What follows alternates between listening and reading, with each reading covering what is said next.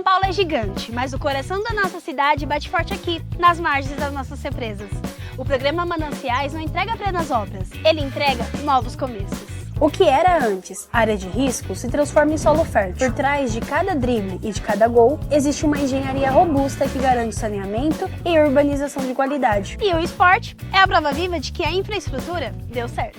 Uma quadra nova não é só cimento, é o lugar onde a comunidade se encontra, onde o jovem treina e onde a saúde ganha fôlego, onde antes havia insegurança, hoje tem convivência e movimento. Aqui, o lazer respeita a natureza. São quadras poliesportivas e pistas de caminhada desenhadas para conviver em harmonia com as nossas águas. É o programa Mananciais provando que cuidar do meio ambiente é, acima de tudo, cuidar das pessoas. Programa Mananciais, infraestrutura que gera saúde, lazer e o futuro que a comunidade merece.